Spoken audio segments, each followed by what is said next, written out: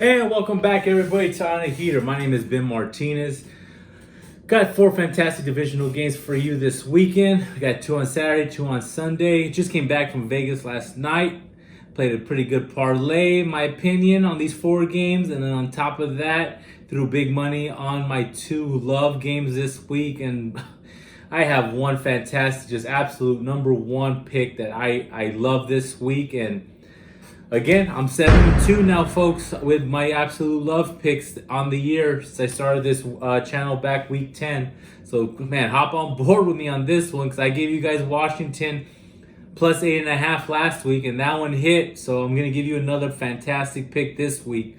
But before we start, please, if you appreciate the picks I give you, if you actually got any money off of anything, give me a like, give me a share, give me a subscribe down below. That way you always are coming back and getting all the good content that I'm giving you guys for my football picks this week with a lot of the research I do every week leading up to my video coming out for the week. So here we go. Gonna jump right into it. First game, not one of my favorites. Let me know what you guys think about it down below. I have New Orleans -3. Not that big of a fan of it, but the reason why I really like this game and this game for me is pretty much going to come down to one thing. Can the New Orleans defensive line pressure Brady? That's it. To be quite honest with you, nothing else I feel really matters in this game. Breaking down the numbers real quick, I'm going to bring up some stats from last week. Brady, under pressure, is the 20th rated quarterback in the NFL. His touchdown to interception ratio is 4-5, which is really awful. And on top of that, his completion rate rating is 23rd in the NFL. Puts him right down there in the bottom tier. And New Orleans just has to get pressure on Brady, something that Washington kind of did, and what kept them in the game. And again, another reason why I like that number at Washington plus 8.5. That Washington was able to get 3 sacks down on him. And though I don't really put much thought into the first 2 games they played this year, back in week 1 where the score was pretty close. I think New Orleans beat them by about 10, and then New Orleans just absolutely blew them out the next game. This Tampa Bay offense is really different, and they're really streaking hot, fuego going into this game, which kind of scares me off of it a little bit. But I really think New Orleans will win this game and cover the 3, pretty much just based on the fact that Cam Jordan and that 4 up front for New Orleans is just going to terrorize Brady all game long. So, giving a couple other little side notes there, the fact that Alex Cappa is going to be out for this game with a fractured ankle for Tampa Bay definitely doesn't help. And his replacement, Aaron Stidham, pretty much, just to let you guys know, he has played very rarely, but the big game that he was in was against the Rams on that night game. And if you guys remember what happened there, Aaron Donald and those boys just got absolutely after Brady, and the Rams blew them out. So, not a big fan of the Tampa Bay offensive line going into this game. And quite honest with you, if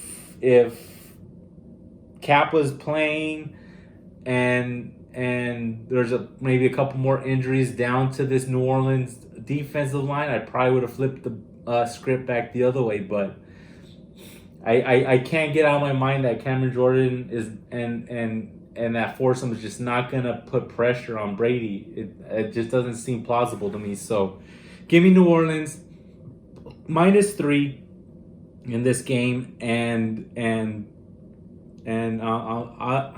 just leaning this one, really.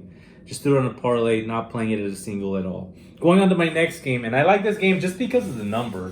Same way I like the Washington number last week. I like getting the Browns plus 10 against the Chiefs. Not my favorite game, not anything that I love, but that number I think is the key to this game.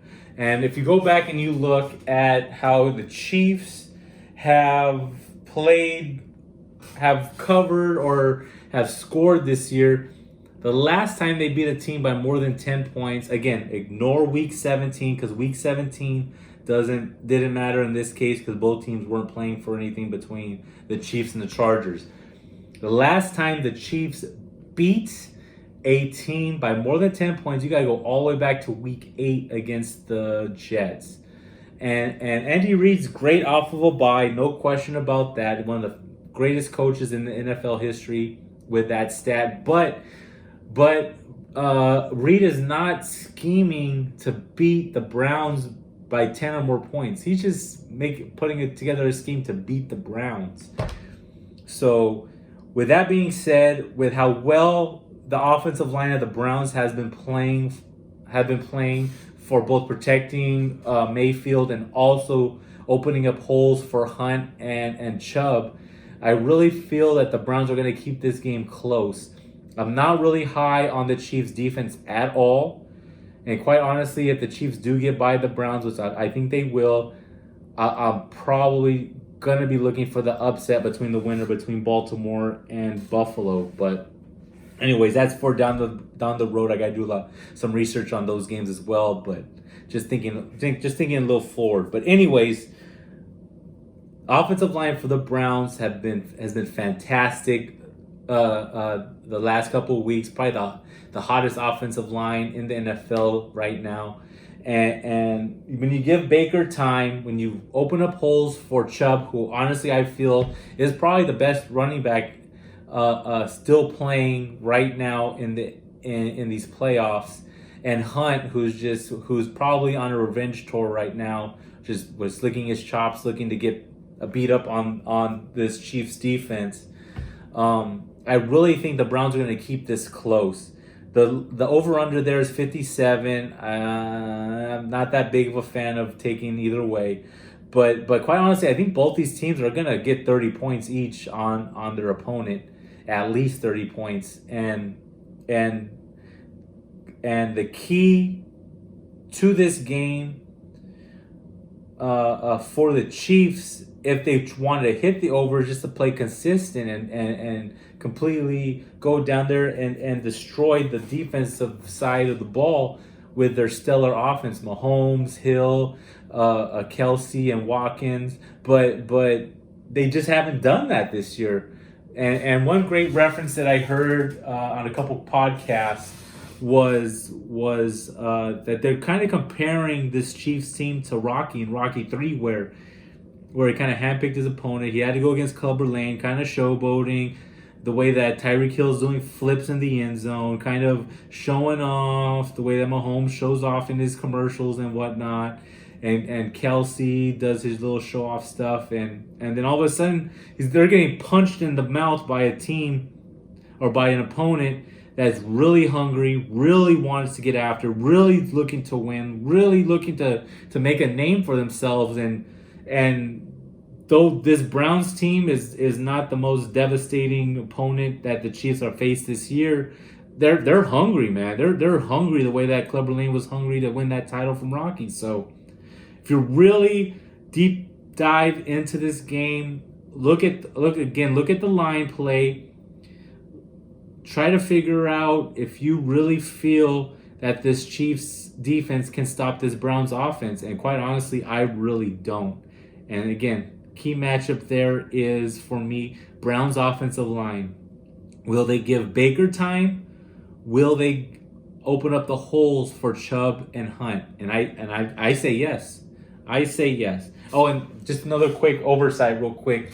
Listening to a couple of the gambling podcasts, some of these professional handicappers actually thought this game would be open up about 7 or 8 in the favor of the Chiefs. And the fact that it opened up at 10 even makes me feel even better about this game and taking the Browns plus 10. So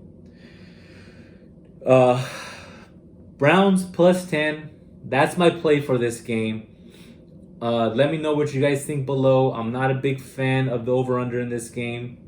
Just thinking Browns plus 10. Now moving on to my next game. And this is a game that I absolutely love. This is the game I got the most research on. Listened to a lot of stuff on what's going on between these two teams. And I'm going to tell you why I love the Rams plus 6.5. Oh my God, I missed out. I wish I could have got them at 7. I think 7 could be the key number here. But 6.5, I feel, is still good enough to take for this Rams team whose defense just absolutely stellar. And looking into this matchup, just a quick little fun fact. This is kind of a student versus teacher matchup between McVay and LaFleur. But it's kind of weird because Sean McVay's 34 and LaFleur is 41. But whatever. Anyways, Packers, where they're going to get beat is on their offensive line and their defensive line. Again, I'm not calling an upset particular in this game, though I really can see a easy path to victory for the Rams if they're able to stay on script here. But where this game and why I love the 6.5 is the line. Again, I think the offensive and defensive line is the key to determining how this game is going to go. And just going to start with the offense first for the Packers. Really banged up. They lost David Bakhtiari week 17 during practice. He's out for the year. They're bringing in Billy Turner, who is ranked really low tier on PFF. His ranking is a 69.3. On top of that, Rick Wagner and Jared Voldier are also kind of banged up on that offensive line. And when you're going against the great Aaron Donald and the number one defense in the NFL, number one defensive line in the NFL this year, you cannot be banged up. You have to be healthy. And though a lot of people are giving Aaron Rodgers, kind of this God status, and quite honestly, he's been the best quarterback in the NFL this year, in my opinion. You still have to be able to get help on the line and have to be blocked floor. And I don't know what kind of scheme LaFleur is going to come up with Rodgers to help him move around in that pocket, because him being still is not going to be the key to victory here for the Packers. And Aaron Donald and Fox and those guys are just gonna, and Little are just gonna absolutely get after him, and they're gonna shove that offensive line back down Aaron Rodgers' throat. And quite honestly, I think that's where the key in this game lies. And if you want to flip it to the other side, before I do that, looking at the wide receiver matchup where the Packers could have their advantage is in Devontae Adams, putting him into the slot, because Jalen Ramsey doesn't go in the slot at all.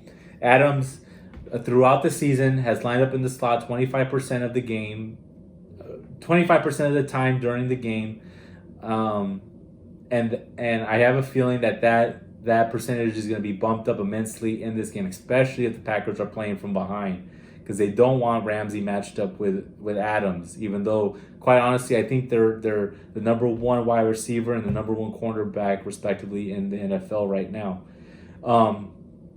The Packers do a great job with the play action. If they could get Aaron Jones running and Jamal Williams, a pretty good 1-2 punch there, that's where they can possibly give the Rams fits. But if they get down to the Rams and they're playing from behind and they're playing, below the level of expectations for this offense, then that's where they're going to get in trouble, because the path to victory for the Packers on the offensive end is establishing the run, I feel. And quite honestly, you have to have a good lead to kind of just end that there. But I don't see that happening. I see it going the other way there. And flipping the ball to the other side, the Rams, they just announced today Jared Goff's playing as a starting quarterback. Wolford, I think, will be the backup, or they put him on injured reserve. I don't remember what they said, but Jared Goff has been awful, just awful in the cold weather. And this game will be a cold weather game. where the Rams' path to victory on the offensive end is running the ball with Cam Akers, who has just looked absolutely like a beast the last couple weeks and looking like the number one dominant running back. The Rams started off this season pretty much as a three-headed monster, and quite honestly ended this season as Cam Akers and Malcolm Brown coming in for goal line type of plays. And Akers has been running all over the place here, and I don't see why it would stop. The Packers are just awful on the defensive end. On the defensive side of the ball, and their defensive line is nothing special at all. That Rams offensive line got a big boost back by getting Andrew Whitworth back, and I feel that they're going to really run the ball down the Packers' throat. I really can't see this game being a big Goff throwing game, and Cooper Kupp I'm pretty sure will play. Robert Woods probably will play, but quite honestly, none of those wide receivers scare me. It's pretty much going to be a running game for these Rams, using a lot of misdirection like they have been doing the last couple weeks, pretty much ever since McVay's taken over, and they're not going to be relying that much on Jared Goff other than maybe doing some dink and dunks. So I don't know. I can't possibly see the Packers stacking the box against the Rams, but if that happens, I guess that could be a way for the Packers to stop them. But quite honestly, I don't see this score being very high. I see the Rams getting about 20 points, and also to see the Packers getting maybe about 20 points as well. It's gonna be a very close game, very very tight. Not really big with the over under in this game, but shoot, give me the points. I'm gonna take the Packers 6.5, and I probably would have bet this a lot bigger if it would have been, the Rams plus 6.5, and I probably would have bet this game a little higher if it would have been 7. So Rams plus 7, that's the play for this game. Also too, quick player prop. I also bet big on Cam Akers over 14.5 points receiving yards. Last 4 games, Cam Akers has been averaging about 22 yards receiving, and the last 3 of the 4 games he's hit over 14.5 easily. So I bet that one pretty big as well, especially if the Rams are playing from behind. Henderson probably won't play this game again, I'm sure, and Brown is not their catching back. So going to Akers in the air is definitely an option for Goff, who definitely is not going to be trying to stretch the field in this game. So Rams plus 6.5, Akers over 14.5 receiving yard, not rushing, receiving yards are my 2 plays for this game. And for my absolute favorite game this week, and when I saw this line, I was like, they have this wrong. There's no way this is going to be where it's going to be. No way it's going to be close. And for this Baltimore Bills game, I am taking the over. The over at 50 points. That does not seem like a lot of points for these two offensive juggernaut teams who are just absolutely scorching, red hot, sun scorching going into this game. Both these offenses. And here's why. Both these defenses, though Baltimore is a very good defense, but their scheme is not fit to stop the Bills. Both these teams, I feel, are going to score at least 30 points each. And if I'm leaning one way, I guess I'm leaning Baltimore, but to win this game. But I didn't play it. I played huge money on this over at 50. And here's why. Baltimore, great defense, top number 1 team in the NFL that blitzes. They blitz on an average of 44% of the time, and quite honestly, that's fine. That's dandy. That worked well against Tennessee and a lot of the teams getting up to this point. But where it won't work is against a quarterback like Josh Allen, who's been fantastic against the blitz. And his stats, his touchdown to interception ratio while being blitzed is 18-2. 18 touchdowns to 2 interceptions. And when Indianapolis tried to blitz them last week, Josh Allen averaged 13.5 yards per passing attempt. And quite honestly, I can't see how Baltimore is going to get after him on this blitz. Yes, I understand that Derek Wolfe and Calais Campbell are two fantastic defensive linemen who will get after him. But where I feel Tennessee really messed up last week was the fact that they didn't utilize the legs of Ryan Tannehill against that blitz, against this Baltimore defense. And where Josh Allen is fantastic is running the ball. I had his over in rushing yards last week, and he shattered the 25.5 over in the second quarter. And I think he ended the game with, I think 43 or 45 rushing yards. So where the Bills score a lot of points in this game is capitalizing and going over the top of this Bills blitz. And just another couple more things on Josh Allen against the blitz. Josh Allen's QBR rating is 98.5 against the blitz, which ranks him second in the NFL. So again, I'm leaning Ravens, but where the best play in this game is, I feel, is the over. And now for the Bills' defensive side of the ball, where the Buffalo Bills are horrible. Their one weakness is against the rush. And what does Baltimore do better than anything? Where does Baltimore excel at is running the ball with Lamar Jackson, J.K. Dobbins, and Gus Edwards. And those three are going to just absolutely eat this defensive line of the Bills this week. And quite honestly, I don't see how Buffalo stops them when Buffalo is just very good against the pass. They're also, except against the tight end, where they rank pretty low. So Mark Andrews might be another good play for this week on a DFS or a receptions or yardage play as well as a prop bet, but pretty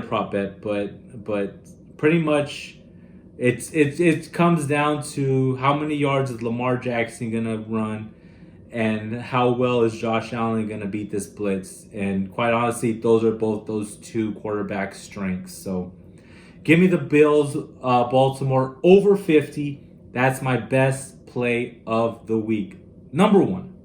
So again, quick recap of the 4 games. I'm taking New Orleans -3, which is a meh to me. I'm taking the Browns +10. Like that game, pretty much based on the number and the offensive line play of the Browns. Then give me the Rams +6.5. If you could find it at 7, jump on it. Give me the Rams +6.5 and Akers over 14.5 player prop as both winners. And then for my absolute love, I am taking the over. Baltimore Bills 50 points. Take it before the number jumps a little more. Okay?